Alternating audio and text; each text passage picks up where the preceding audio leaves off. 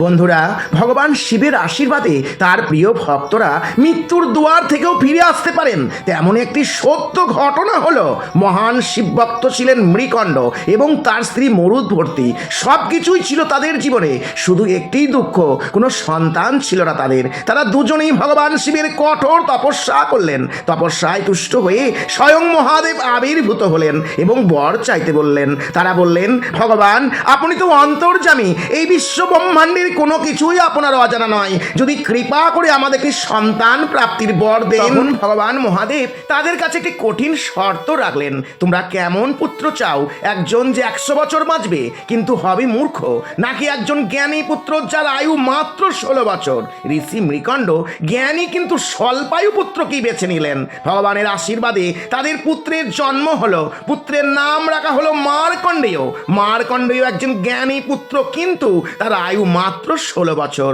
মার্কণ্ডেয় ধীরে ধীরে বড় হতে লাগলো, কিন্তু যতই তার 16তম জন্মদিন এগিয়ে আসতে লাগলো, মাতা পিতার কান্না ততই বেড়ে যাচ্ছে। তার পুত্র কারণ জানতে চাওয়ায় মার্কণ্ডেয় জানতে পারেন তার মৃত্যুর সংবাদ, কিন্তু সে একটু ভয় পেল না। সে বলল, আমি সেই মহাকালের শরণ নেব যিনি মৃত্যুকেও বদলে দিতে পারেন। মার্কণ্ডেয় বাড়ি ছেড়ে একটি নদীর তীরে পৌঁছালেন এবং মাটি দিয়ে একটি শিবলিঙ্গ তৈরি করে ভগবান শিবের কঠোর তপস্যা করতে লাগলেন। 3 দিন 3 রাত কেটে গেল।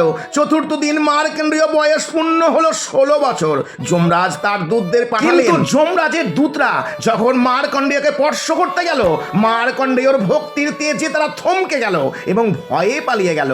বাধ্য হয়ে স্বয়ং যমরাজ এলেন এবং গর্জে উঠলেন, বালক তোর সময় শেষ। ভীত হয়ে মার্কণ্ডেয় শিবলিঙ্গকে জড়িয়ে ধরল। যমরাজ তার কালপাশ ছুড়ে দিলেন, কিন্তু এটাই ছিল যমরাজের সবচেয়ে বড় ভুল, কারণ ফাঁসটি শুধু বালককে নয়, শিবলিঙ্গকেও জড়িয়ে ধরল। অজান্তেই তিনি মহাকালকে বাঁধতে চেষ্টা করেছিলেন।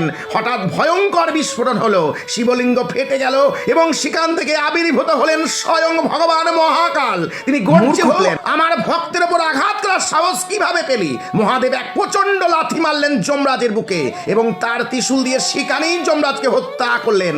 সেই মুহূর্তে পৃথিবী থেকে মৃত্যু বিলুপ্ত হয়ে পড়ল। মহাদেব মার্কণ্ডেয়কে অমরত্বের বর দিলেন। পরে সৃষ্টির ভারসাম্য রক্ষার জন্য তিনি যমরাজকে পুনরায় জীবিত করে দিলেন, কিন্তু এক কঠিন শর্ত দিলেন যমরাজের ওপর, শিব ভক্তদের থেকে সবসময় দূরে থাকবে।